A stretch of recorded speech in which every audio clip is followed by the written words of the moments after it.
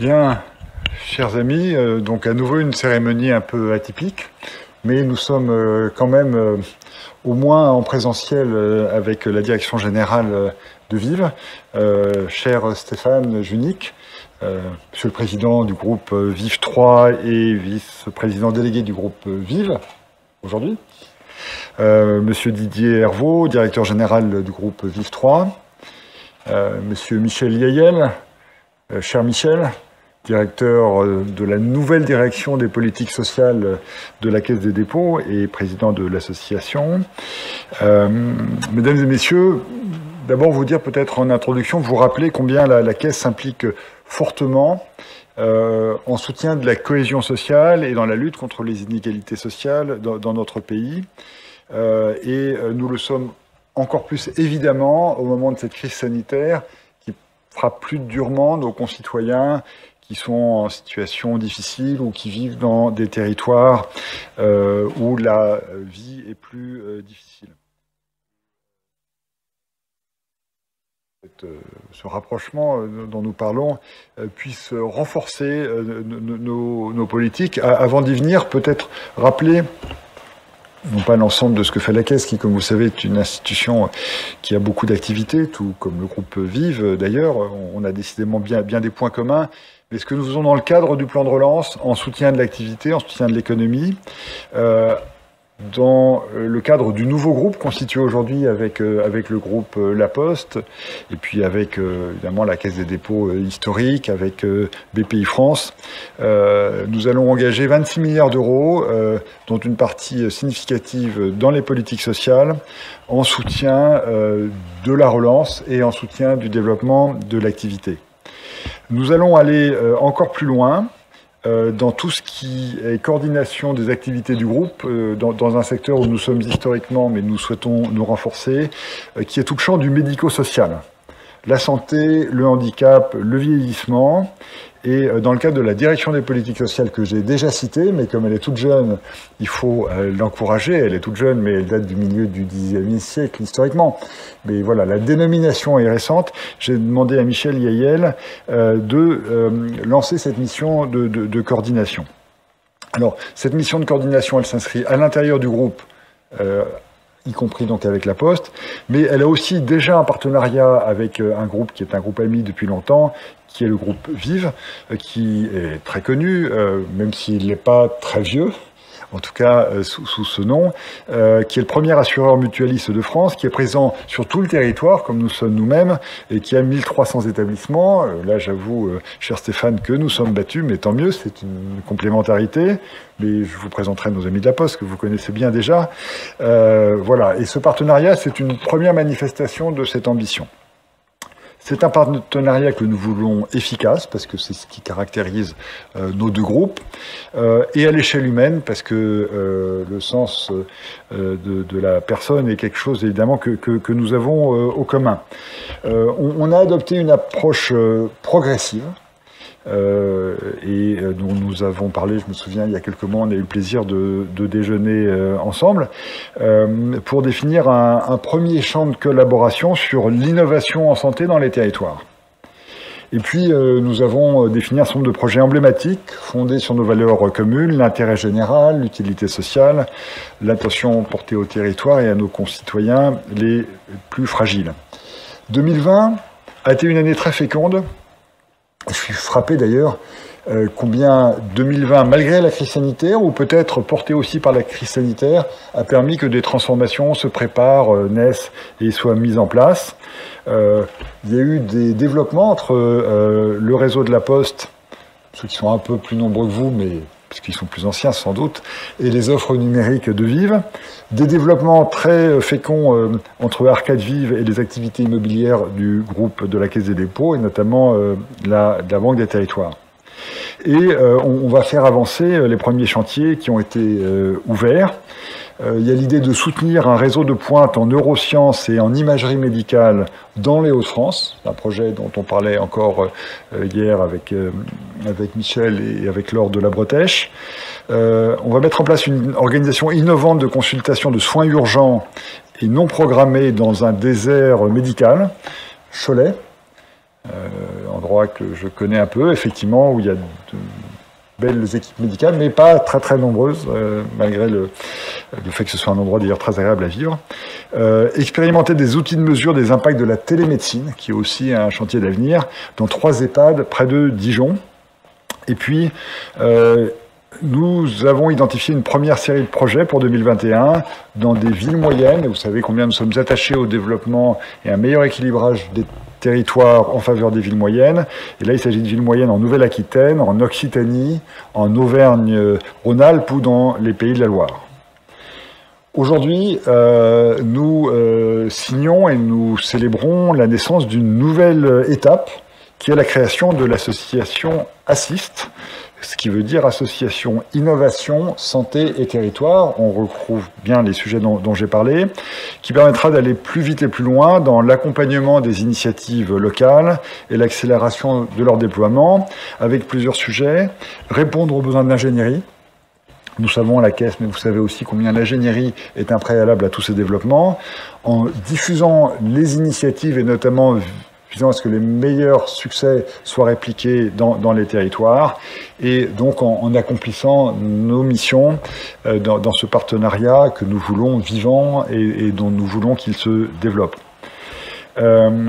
Cette association, elle est ouverte à d'autres acteurs qui partagent nos valeurs et qui souhaiteraient nous rejoindre. On est au cœur de sujets sur lesquels on peut largement progresser en soutien à nos concitoyens. Et en vous cédant la parole, cher Stéphane Junique, je veux redire la volonté qui est la nôtre avec vous de faire émerger réellement un pôle des solidarités actives dont le pays a besoin et sur lequel nous sommes très complémentaires dans les réponses que nous pouvons apporter. Stéphane, merci de votre attention à tous et je vous cède la parole et le pupitre. Et je vais remettre mon masque.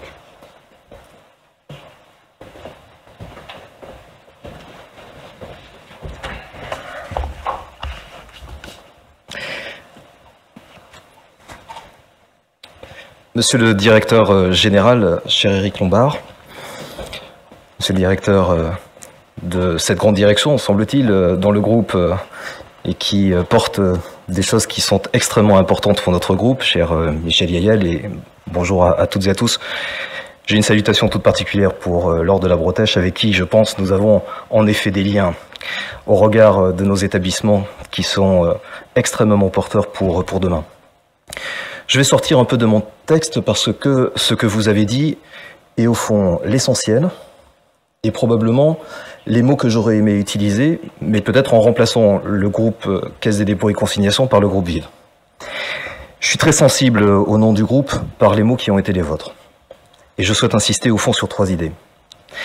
La première, c'est que, après la crise que nous avons vécue au cours de l'année 2020 et qui se prolonge, au fond, nous avons pu constater que notre pays était extrêmement attaché à son modèle social, à la capacité de notre système de santé à s'adapter, mais qui a mis en évidence au fond des fragilités qui étaient connues avant la crise et qui ont été davantage révélées. Et vous avez insisté sur quelque chose auquel et votre groupe et le groupe mutualiste que je représente aujourd'hui est engagé, c'est de faire en sorte que les inégalités qui existaient avant la crise et qui sont d'ailleurs des sujets de préoccupation extrêmement importants puisque ça mine la confiance dans notre territoire quand ces inégalités viennent ici casser des trajectoires personnelles, faire en sorte que l'avenir des uns et des autres puisse être brisé, mais aussi des inégalités territoriales qui restent extrêmement fortes et extrêmement troublantes dans la manière dont l'accès aux services publics, l'accès à des services peut être garanti dans notre pays. L'action de la Caisse des dépôts et consignations est davantage à travers le soutien que vous apportez pour faire en sorte que l'innovation dans notre pays prospère, que le développement industriel et à travers notamment des filières d'avenir se développe. Mais je n'oublie pas également que si la Caisse des dépôts est un organisme, une institution bicentenaire, qui je crois est marquée par cette foi publique qui est extrêmement fort au regard des textes fondateurs de la Caisse, vous êtes donc attaché à faire en sorte que le service pour se loger, se déplacer, travailler, créer des sécurités sociales professionnelles durables, et à travers notamment la formation, soit garanti dans notre pays. Et si les inégalités territoriales sont aujourd'hui un combat et une cause qui est une cause commune, nous le savons, l'action qui est la vôtre est déterminante pour faire en sorte que ces inégalités et ces fractures territoriales se réduisent. La préoccupation qui est la nôtre, c'est de faire en sorte, en effet, d'être un acteur engagé pour faire en sorte que ces inégalités territoriales se réduisent, que l'accès aux soins pour tous, l'accès à des protections sociales durables soit garanti sur l'ensemble des territoires qui sont les nôtres. Nous ne remplacerons jamais l'État, mais nous avons la conviction que l'État ne pourra pas tout faire, et par conséquent qu'il y a besoin d'avoir des acteurs qui soient des acteurs engagés, qui, comme vous l'avez souligné, et cela nous fait ô combien plaisir, des acteurs qui font vivre ces solidarités actives en proximité. C'est-à-dire pas simplement des solidarités institutionnelles, mais bien des solidarités qui font en sorte que les actions, les engagements de citoyens, d'hommes et de femmes qui sont engagés dans les territoires puissent faire que les liens d'aide et d'entraide soient construits.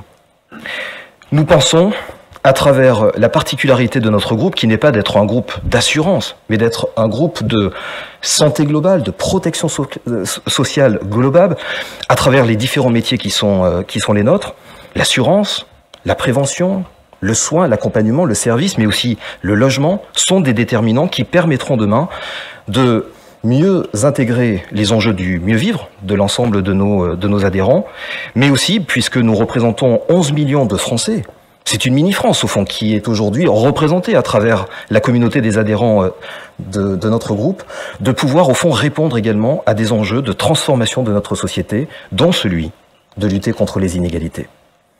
C'est donc quelque chose que nous partageons, mais nous savons aussi que ce qui nous engage, c'est de pouvoir accompagner les transitions qui sont aujourd'hui des transitions importantes de notre société et de notre pays, transition démographique à travers le vieillissement qui vient bousculer indéniablement la vie d'un certain nombre de nos familles et un certain nombre de nos adhérents, transition épidémiologique, les maladies chroniques restent une réalité dans notre pays, et elles viennent bousculer les pratiques, les organisations de notre système de santé. Il est important donc d'accompagner ces transformations du monde pour faire en sorte que nous soyons, que notre pays soit en capacité de mieux répondre aux besoins qui s'adaptent au regard de ces évolutions et des transformations de la société. C'est ce que nous avons en commun. Être utile socialement, mais également de pouvoir accompagner, et c'est le deuxième point sur lequel je souhaite insister, accompagner cette richesse qui existe dans notre pays, qui est les initiatives portées localement, en proximité, pour mieux répondre aux besoins qui sont les besoins exprimés par les populations dans les bassins de vie, dans les territoires, dans les régions dans lesquelles nous pouvons être implantés. Vous l'avez dit, nous sommes un groupe qui, aujourd'hui, est représenté à travers de belles mutuelles. MGEN, Harmonie Mutuelle, MNT, SMAC, MGFI et les autres mutuelles du groupe. Ce sont 11 millions de Françaises et de Français qui vivent dans ces territoires. Notre sujet, ça n'est pas simplement de répondre à leur protection et à leur santé, mais c'est d'accompagner également les territoires dans lesquels ils sont pour que la santé de ces territoires soit, au fond, un élément qui permette à ce que leur situation soit également améliorée. Parce que, nous le savons tous, ce n'est pas simplement en agissant sur le système de santé que nous améliorerons la santé des Français. Mais c'est bien en agissant sur les déterminants, mais également des conditions de vie, des conditions de travail dans lesquelles ils peuvent vivre. Le deuxième élément qui est extrêmement important, c'est que ces innovations, elles sont portées par des acteurs qui aujourd'hui sont les premiers acteurs et les premiers intervenants pour apporter ces réponses de proximité. Les professionnels de santé en premier lieu. Bien sûr, les patients, les usagers qui nous amènent et nous bousculent parfois pour trouver des solutions. Mais c'est également des institutions qui sont des institutions sociales, des organismes mutualistes, des acteurs associatifs. Bref, il y a aujourd'hui un terreau extrêmement fertile pour pouvoir répondre aux défis de notre système de santé et répondre aux besoins des populations. Et au fond, ce que nous avons en partage, c'est le fait de dire que ces acteurs, ils ont besoin non pas d'être remplacés et qu'on fasse à leur place, mais au contraire d'être accompagnés. Et c'est l'initiative première, à travers la création de notre association et de ce partenariat, c'est de faire en sorte que les acteurs qui sont aujourd'hui des acteurs de solutions dans des territoires puissent être accompagnés, puissent être confortés dans la manière dont ils peuvent apporter des solutions. C'est le deuxième intérêt de notre partenariat, c'est de faire en sorte qu'au fond, cette stratégie d'alliance des acteurs en proximité soit au service des réponses aux besoins. Enfin, le dernier élément, c'est que nous avons la conviction qu'en effet, c'est à travers des réponses concrètes, à travers des réponses qui sont dans le faire, que, au fond, nos groupes seront crédibles et seront utiles. Et vous l'avez mentionné avec beaucoup de force, les initiatives que nous avons prises dès l'année 2020 ont été des belles illustrations, au fond, de ce que pouvait être l'utilité de notre partenariat et surtout l'utilité de l'association que nous pouvons faire. C'est de permettre à des personnes privées de médecins traitants d'avoir accès facilement à des consultations de généralistes. Et ce sont d'ailleurs à travers ces services médicaux de proximité que nous arrivons à trouver des solutions. C'est de donner aux habitants de territoires ruraux d'avoir accès à des consultations et diagnostics spécialisés près de chez eux. C'est d'améliorer le déploiement de la télémédecine dans des structures dédiées au grand âge à travers l'expérimentation que nous avons menée notamment en Bourgogne et qui auront vocation à se reproduire dans un certain nombre d'autres régions. C'est d'accélérer également pour améliorer le service des résidents 24 heures sur 24, permettre de diminuer le recours aux services d'urgence à travers ces interlocutions avec des médecins qui peuvent se faire à distance. C'est de cofinancer des projets de recherche scientifique ambitieux et innovants qui impliquent l'ensemble de l'écosystème de santé d'un même territoire et qui préparent les prises en charge de l'avenir. Et puis enfin, c'est également de faciliter la détection des vulnérabilités grâce aux nouvelles technologies. Voilà en quoi cette association est utile et en quoi le partenariat stratégique que nous avons engagé entre le groupe de la Caisse des dépôts et le groupe Vive est, je crois, important pour notre pays. Je voulais donc vous remercier, cher Éric Lombard, remercier vos équipes qui ont été extrêmement précieuses et engagées. Un grand merci à Michel pour le travail qui a été fait, à Jérémy Séché.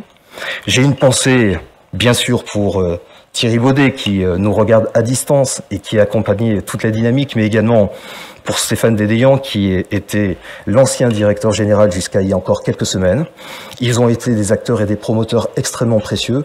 Et puis le dire, parce qu'ils sont à distance, à tous ces ambassadeurs, à tous ces délégués, représentants des adhérents de notre groupe qui sont aujourd'hui à distance et qui sont fiers au fond de ce que l'on est en train de créer, de produire, de pouvoir imaginer pour demain, parce que ça montre également l'utilité des mutualistes et je pense que notre pays a plus que jamais besoin d'avoir des mutualistes forts et engagés et c'est ce que nous démontrons aujourd'hui. Un grand merci à toutes et à tous.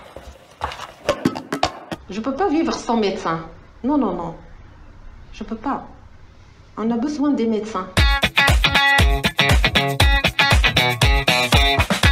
En fait, c'est que je le fais avec une tondeuse électrique.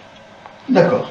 D'accord. Mais avec, c'est pas gênant si on la rase? Non, non, ça va saigner un peu. Ouais. Il suffit de mettre un petit pansement et c'est rien du tout. Ok, donc on peut les couper, ça voilà. Depuis 2017, je n'ai plus de médecin traitant et tous ceux que j'ai appelés à Cholet dans les alentours ne sont pas disponibles. L'année dernière, ma conjointe a eu une intoxication alimentaire et on n'a pas eu le choix d'aller aux urgences. Ils nous ont demandé pourquoi vous n'êtes pas passé par votre médecin. On leur a dit qu'on n'en avait pas. C'est possible du coup d'avoir un médecin traitant ou Oui.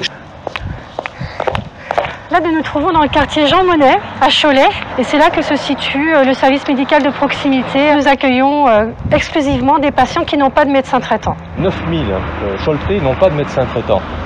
Cholet comporte 55 000 habitants, et donc ça fait un pourcentage entre 15 et 20%. C'est aussi dans nos missions que de répondre aux besoins de la population. Donc nous, on est acteurs comme d'autres, et on s'est emparé de ce sujet, entre guillemets, parce qu'on voulait que les choses avancent et qu'on avait des idées. Un troisième bureau en voie d'aménagement pour un troisième praticien, et puis les internes que nous allons avoir. L'objectif, c'est d'une part de faire de la formation, puis peut-être donner l'envie aux internes de rester avec nous. Pour l'instant, on est 10 à travailler, 10 médecins retraités. En fait, ce qui serait intéressant de travailler, c'est élaborer un transfert de savoir-faire, élaborer une modélisation qui permettrait que d'autres, dans leur contexte, puissent s'appuyer sur nos expériences et faire ce qui est nécessaire de faire dans leur territoire. Parce que déjà, nous, entre Laval et Cholet, on n'a pas tout à fait la même chose. C'est là-dessus que le groupe peut avoir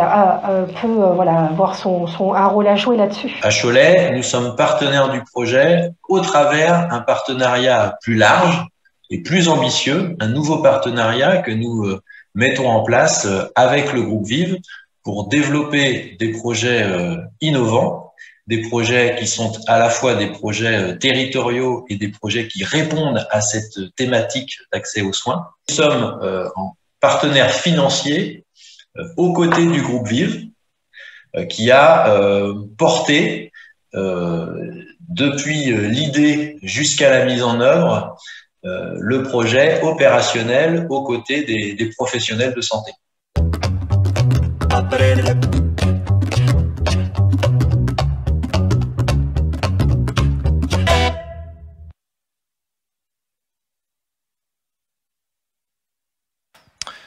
Bonjour à toutes et à tous. Nous ne vous voyons pas, mais nous vous devinons, et nous vous devinons tellement que nous allons essayer de répondre à vos questions maintenant dans l'ordre dans lequel elles vont nous arriver.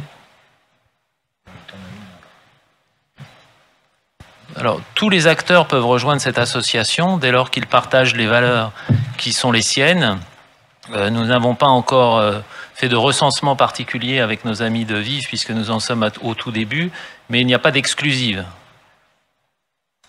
Le champ de la santé est suffisamment large pour que chacun puisse s'y investir à son niveau et de la bonne manière. Les critères. Alors, les critères sont les critères habituels en matière d'investissement. Chaque partenaire va adopter et appliquer les critères qui sont les siens, qui ne sont pas forcément les mêmes, mais nous allons choisir les projets ensemble, les financer à parité, et sur la base donc des règles d'organisation de l'investissement en ce qui concerne la Caisse des dépôts.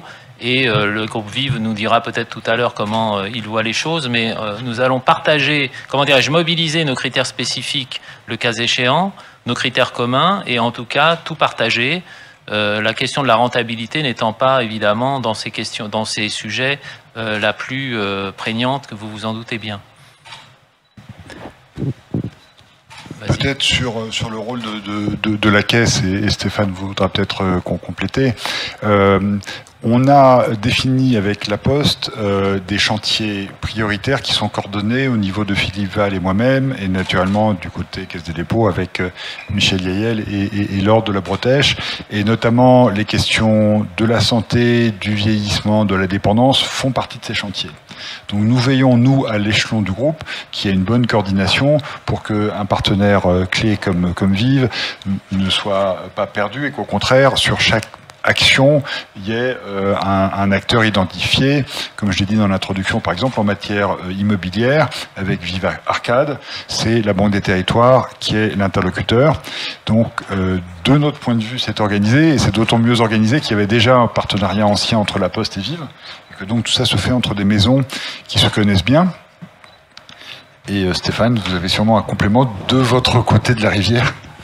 Oui, et puis c'est un attachement de la part du groupe qui souhaite être un partenaire aujourd'hui d'opérateurs qui sont des opérateurs publics, mais également de pouvoir prendre ses propres responsabilités. C'est tout l'enjeu d'ailleurs de la construction du groupe, de structurer un pôle du non lucratif en rassemblant, notamment sur les sujets du soin, du service et de l'accompagnement, des acteurs qui sont aujourd'hui des acteurs non lucratifs et qui s'inscrivent dans le temps long. Puisqu'on le voit, il y a besoin d'avoir des acteurs qui investissent, des acteurs qui agissent, qui interviennent sur le long terme pour faire face au sujet du grand âge, à la question d'autonomie, mais également aux enjeux d'accès aux soins et d'accès à la santé. Et c'est pourquoi les partenariats qui ont été cités, que ce soit avec La Poste, que ce soit avec la CDC, que ce soit avec un certain nombre d'opérateurs associatifs ou de fondations, est un enjeu qui est pour nous extrêmement cohérent, au fond, pour former ces acteurs qui sont au service de l'utilité sociale et qui sont en capacité, je le répète, de s'investir sur le temps long. Sur le temps long. Alors d'autres acteurs ont-ils déjà exprimé leur désir de rejoindre Assist? Déjà non, puisque pour rejoindre cette entité, encore faut-il qu'elle soit créée. Donc maintenant, je pense que nous allons crouler sous les demandes. Mais plus sérieusement, on peut penser qu'un partenaire aussi important que La Poste, dont on vient de parler à l'instant, se rapprochera très vraisemblablement de ce dispositif dans les meilleurs délais. Pouvez-vous détailler les 3 projets pilotes conduits en Pays de Loire, Hauts-de-France et Bourgogne-Franche-Comté? Je vais passer le ballon à mon collègue. Merci. Alors effectivement, sur le projet Pays de Loire, ça concerne donc les services médicaux de proximité. Peut-être rappeler, en tout cas sur Cholet, qui est le service qui va démarrer en partenariat avec la Caisse des dépôts, c'est déjà 17% de la population qui n'avait pas de médecin référent. Il faut rappeler ce chiffre-là sur l'agglomération, c'est un chiffre extrêmement important.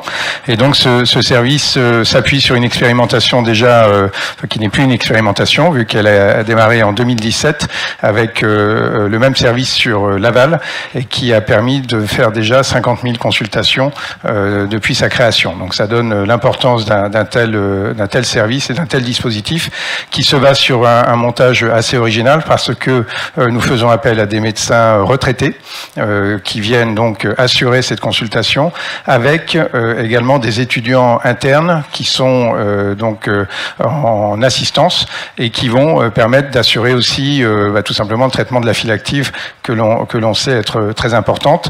Et très rapidement, nous devrions essaimer, parce que vous l'avez rappelé, nous essayons aussi dans les critères de sélectionner des projets qui peuvent être duplicables sur le territoire.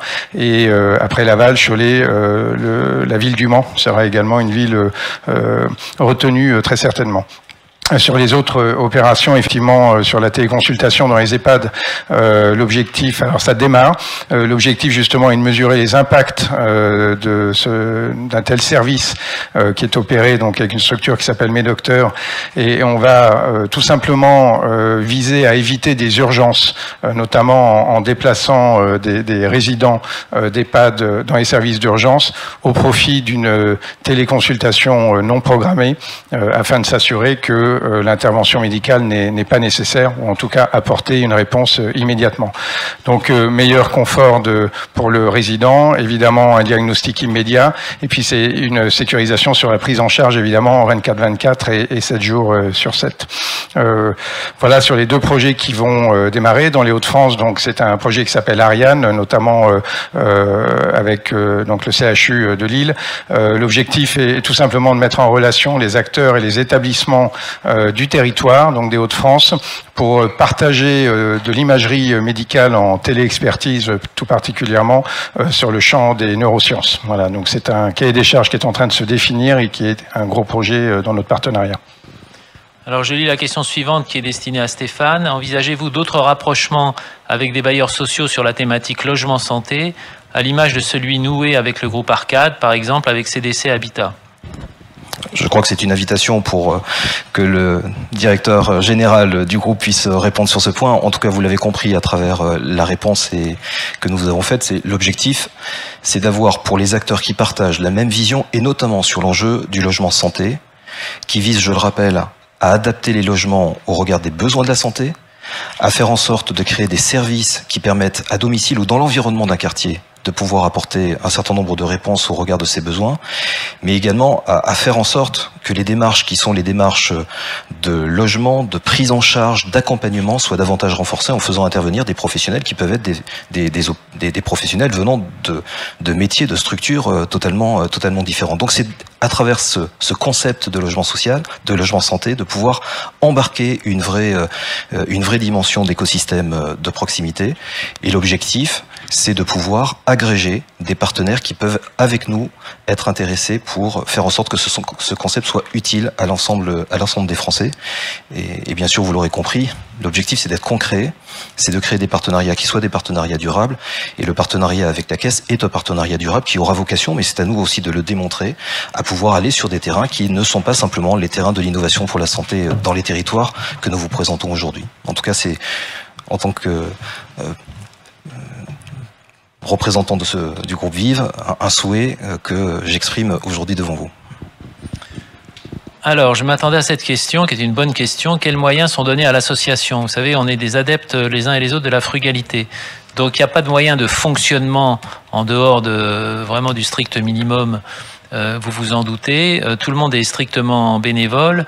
Simplement, les moyens d'intervention ne transiteront pas par l'association, mais relèveront de chacune des deux institutions, de chacun des deux partenaires. Par exemple, les 3 projets dont vient de parler Stéphane vont donner lieu à des bourses sous forme de crédit d'ingénierie pour commencer, puisque avant de se lancer, il faut quand même aller voir ce qui se passe exactement sur le terrain. Ce sont à chaque fois quelques dizaines de milliers d'euros. Au total, nous estimons que les 3 projets vont mobiliser probablement le plus gros étant celui de la région Nord-Picardie, bien entendu, autour de 500 000 euros, qui vont être donc partagés par les 2 partenaires, chacun supportant à peu près 250 000 euros.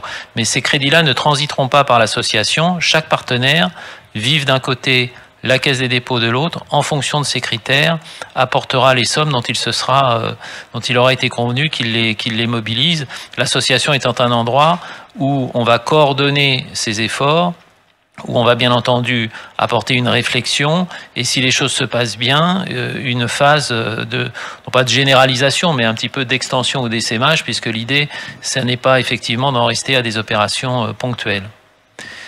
Quelles activités va réaliser cette association exactement? Donc c'est ce que je viens de dire. Donc il y aura des appels à projets. Ces appels à projets donneront lieu à des financements qui, encore une fois, ne transiteront pas par l'association. Il y aura forcément des prêts ou des subventions, donc on verra quel est le mécanisme. Et il y aura au début donc un travail fait essentiellement sur l'ingénierie, non pas pour se limiter à des rapports et des études comme c'est indiqué là, mais parce que c'est le mode d'entrée dans la plupart de ces sujets-là. On veut les prendre suffisamment en amont pour pouvoir peser sur eux et faire en sorte que notre intervention soit utile. Vous avez parlé de la diffusion des innovations, comment allez-vous procéder?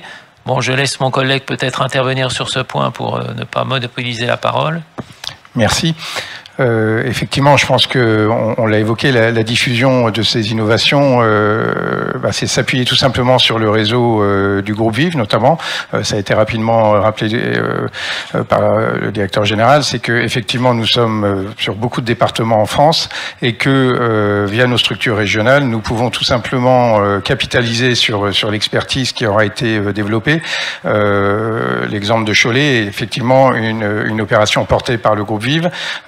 On peut évidemment rappeler que ça ne concerne pas que les opérateurs du groupe Vive ou les régions du groupe Vive ou de la Caisse des dépôts, bien sûr, c'est ouvert à tout acteur qui peut proposer un projet. On verra comment on peut d'ailleurs accompagner cet acteur dans la diffusion nationale de ces réalisations. Voilà, donc en premier chef, évidemment, le réseau du groupe Vive permet d'appuyer, au-delà de l'ingénierie, on va dire l'industrialisation de ces services et s'appuyer évidemment sur tous les acteurs qui, à un moment donné, sont partie prenante. Voilà, mais au moins à travers ce biais-là, on pourra diffuser. On l'a déjà fait sur le service médical de proximité, la téléconsultation. Nous avons d'autres services, notamment d'accompagnement à la parentalité de personnes en situation de handicap. On essaime régulièrement ce genre de services sur le territoire. Idem sur des sujets liés aux techniques de l'audition et ainsi de suite. Donc voilà, à travers des concepts, l'idée c'est de pouvoir, avec les acteurs bien sûr territoriaux, essayer de les implanter si, évidemment, les besoins se font sentir, parce qu'il y a toujours aussi ce principe de réalité. Quelles sont les relations au niveau des territoires? Pour simplifier, je dirais qu'il y a 3 niveaux de partenariat et donc de relations institutionnelles ou opérationnelles. Il y a d'abord les pouvoirs publics, la santé, j'ai souvent eu l'occasion de le dire, est un secteur, et on peut le comprendre, plutôt suradministré. Donc dans les territoires au sens large du terme, vous avez des représentants de l'État, donc les plus emblématiques étant aujourd'hui les ARS, dont on parle beaucoup pour d'autres raisons que celles qui nous préoccupent aujourd'hui, qui sont des partenaires extrêmement importants. On peut citer l'assurance maladie parmi les pouvoirs publics, la sécurité sociale. Deuxième niveau, les collectivités territoriales qui sont partie prenante des 3 projets qui vous ont été présentés tout à l'heure. Tous les niveaux de collectivités territoriales, ça va de, évidemment, les communes jusqu'aux régions. Et puis troisième série de partenaires, les professionnels de santé, donc Vive d'une certaine manière en fait partie à travers les multiples implantations et métiers qu'elle développe sur le terrain. Et on peut penser qu'un certain nombre des projets que nous menons vont nous amener à discuter à un niveau ou à un autre avec certaines associations de médecins, certaines organisations professionnelles, y compris de non médicales, qui constituent l'écosystème assez complexe de la santé. Et une des raisons qui font que nous sommes confiants, c'est que nous connaissons bien les uns et les autres ces acteurs et qu'on doit pouvoir parvenir à établir ce dialogue dans la confiance et l'efficacité. À qui peut-on s'adresser au niveau régional? Écoutez, pour ce qui est de la Caisse des dépôts, ce sont ces directions régionales qui ont aussi une présence, un peu comme les ARS, sur les départements. C'est nous aussi au niveau national qui, avec nos amis de la Banque des Territoires, pouvons faire circuler l'information parce que ces projets sont souvent assez emblématiques et donc ont parfois besoin aussi d'avoir un rattachement national, même si ce sont les territoires qui, évidemment, en dernier ressort vont décider. Et puis pour vivre, il y a l'organisation du groupe, sur laquelle vous voulez peut-être dire un mot, ça sera plus simple si c'est vous qui le dites. Oui, qui repose sur, au fond, deux organisations. Les organisations des équipes qui sont dans l'aide mutuelle et qui sont dans Vive 3. Et on a aujourd'hui, à travers notre présence dans chacune des régions, au fond, autant de lieux qui permettent d'identifier et d'être en interlocution avec les acteurs que Michel vient de citer. Et puis je rajoute un dernier élément. C'est que notre réseau de nos 10 000 militants et représentants des adhérents est également un élément sur lequel nous avons envie de fonder énormément de relais de cette association, mais également dans la manière de pouvoir porter, identifier, pas simplement des besoins, mais aussi des initiatives qui pourraient être construites par un certain nombre de ces acteurs. Alors les indicateurs de réussite des projets de cette association, forcément, une évaluation devra être faite et elle sera d'ailleurs prévue dans le cahier des charges de l'ensemble des projets. Et l'évaluation, elle est toujours multifactorielle puisque les projets ne se ressemblent pas. Donc il peut y avoir des évaluations qualitatives en prenant les avis des partenaires et des parties prenantes qui ne sont pas toujours alignés dans ce genre de questionnement.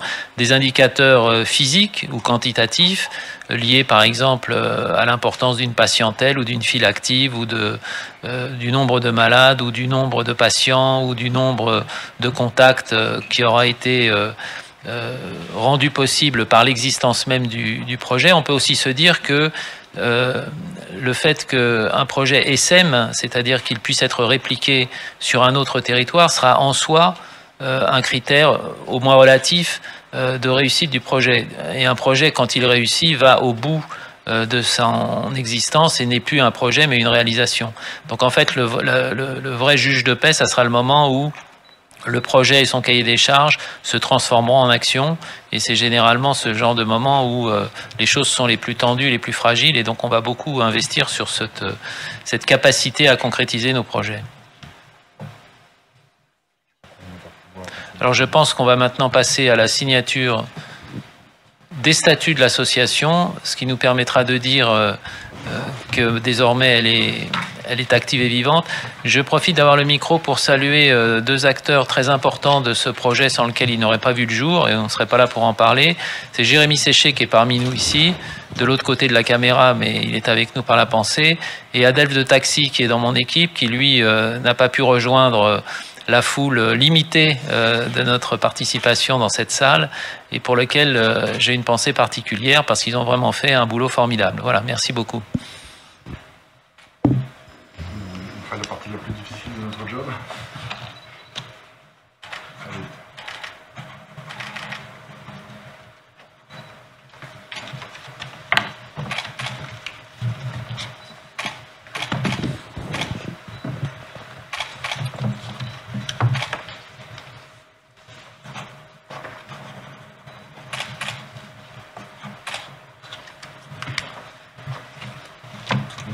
Pas la main, mais le curier. Exactement.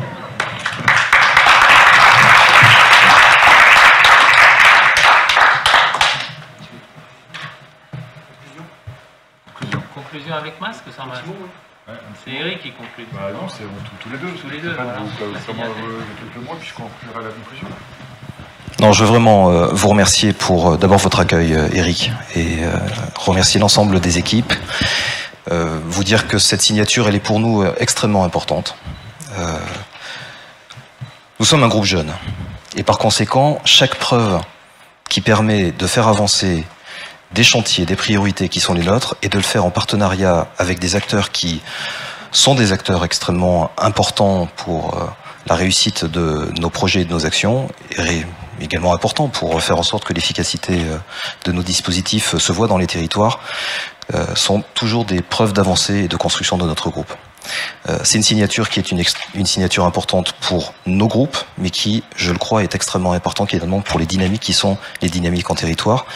Et je pense que nous aurons voilà, quelques mois qui permettront de conforter les initiatives que nous avons pu lancer au cours de l'année 2020. Et je pense qu'on peut se donner rendez-vous, aller dans un horizon qui est d'un horizon de 2 ans, pour pouvoir faire un bilan qui n'est pas simplement un bilan quantitatif, mais qui permettra également de pouvoir mettre en évidence des réalisations qui sont des réalisations innovantes et qui, je le pense, feront évoluer le sujet de l'accès aux soins, mais également l'évolution des pratiques de santé dans notre pays.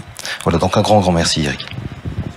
Merci à vous, Stéphane. Quelques mots d'abord pour marquer que cet accord, cette alliance entre une très grande mutuelle et la Caisse des dépôts, elle est complètement logique parce que finalement, même si nos gouvernances sont très différentes, les personnes qui décident chez les mutualistes, c'est à la fin les mutualistes, c'est les clients. Et la Caisse des dépôts n'est pas tout à fait une mutuelle, mais on n'a pas de capital, pas d'actionnaire, et on appartient en fait à tous les Français. Et donc de ce côté-là, je pense que nos mandants sont un peu les mêmes. Et donc nos principes de fonctionnement et nos orientations sont très similaires, et c'est ce qui rend ce partenariat naturel. Et c'est pour ça que les équipes que je remercie et que je félicite ont bien avancé, ont avancé très rapidement par rapport à nos premiers échanges. Et puis ce qu'on voit dans la situation actuelle, c'est que certes nos concitoyens ont besoin de revenus, ils ont besoin de pouvoir s'abonner à Netflix et de partir en vacances, mais tout ce qui est service à la personne, c'est vraiment ce qui est absolument essentiel, ce qui est absolument central, c'est ce qui est absolument décisif. C'est un sujet sur lequel je pense que notre pays est très avancé par rapport à beaucoup d'autres pays développés, par la qualité des services sociaux, du soutien médical qui est mis à leur disposition, mais on peut évidemment progresser, notamment vis-à-vis de nos concitoyens qui sont plus en difficulté et dans l'ensemble des territoires. Moi, ce que j'aime beaucoup dans ce projet, c'est qu'il est territorial, et les exemples que nous avons donnés dans les Hauts-de-France, à Cholet, à Dijon, dans d'autres endroits, c'est vraiment comment est-ce qu'on est en soutien des Françaises et des Français partout là où ils sont, et en mettant à disposition des moyens très modernes et très efficaces. Et donc ça, c'est vraiment notre point important. Et puis dernier point, sur l'innovation et cette diffusion, moi je voudrais revenir sur cette question importante à laquelle vous avez répondu les uns et les autres. Nous sommes des entreprises qui avons un maillage territorial et qui avons la culture du partage. Et ce qui est très important, c'est que les succès que nous allons générer ensemble à tel et tel endroit soient partagés avec d'autres parties prenantes, avec les élus, avec l'État, de façon à ce que les choses se diffusent. En fait, il y a un élément important de l'innovation, c'est la diffusion des bonnes pratiques, et je suis certain que grâce à ce partenariat, on va y contribuer puissamment. Donc voilà, tout ça est très porteur d'avenir, et en ces temps où certains sont moroses, moi je trouve que ça donne un vrai enthousiasme, et donc on est vraiment très heureux de cette association, Stéphane, et on souhaite bon vent à Assist, mais je suis sûr que, compte tenu de notre motivation, ça va être un grand succès. Et merci encore une fois aux équipes qui ont préparé tout ça. Merci à tous.